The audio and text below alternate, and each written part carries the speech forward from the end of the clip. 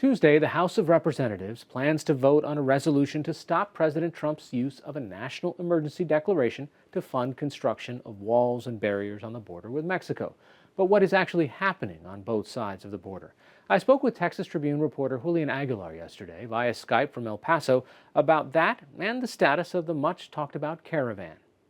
Well, the estimated 1,600 or so folks from Central America arrived in Piedras Negras, Coahuila, which is just across the river from Eagle Pass, Texas. They arrived February 4th, and they were housed in a factory that the city turned into a makeshift shelter. So they had been waiting there. From reports that I saw all month, only between 12 and 15 of those folks were allowed to actually seek asylum in the U.S., and the rest were offered visas by the Mexican government.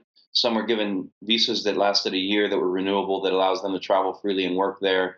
Other folks were given a 30-day temporary visa to give them more time to get this year-long visa. But a lot of folks in Texas praise the government of Piedras Negras and Coahuila for keeping these migrants there, for offering them an alternative instead of rushing the border or trying to breach CBP and seek asylum the way we saw in November.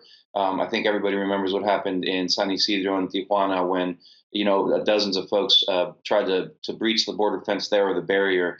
Compared to that, there was a lot of order. Now there were a lot of upset folks that thought they were going to be able to seek asylum, and they were upset with the Mexican government for keeping them there and instead offering them safe haven in Mexico instead of allowing them to come north. But again, it was not as chaotic as we saw in November, and Mexican and state officials lauded the government for keeping these folks housed there and offering them an alternative, even though those folks, that's probably not ideally what they thought they were going to do. Yeah, so now is this a result of federal policy from Mexico responding to the Trump administration's request to keep people there and wait for asylum outside the United States, or is this the state taking matters into its own hands?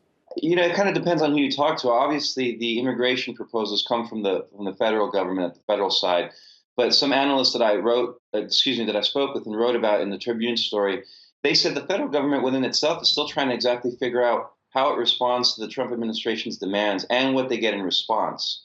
What does President Lopez Obrador have to gain from listening to President Trump? A lot of folks saying there's still ongoing trade negotiations going on. So this was largely an effort by the state of Coahuila and the city of Piedras Negras. Again, the folks that I talked to said that with respect to exact black and white policy, sometimes the left hand doesn't necessarily know what the right hand is doing. So I think we're still trying to figure out exactly what the federal policy is. But in the meantime, a lot of the responsibility is falling on the state governments in Mexico to deal with this influx of people. And they're, from what I understand, they're going to keep coming. Now, it should be noted that on the flip side, some of these folks were bused to other cities. For example, Ciudad Juarez, just across the border here from El Paso. And the mayor was upset. The mayor said, look, his shelters are full. They already have a lot of people there that are waiting to seek asylum or that are waiting in Ciudad Juarez. So to add another hundreds of folks from another state was just not the way things should be done between state governments and local governments here in Mexico. All right, Julian Aguilar of the Texas Tribune. Thanks so much for joining us. Thank you.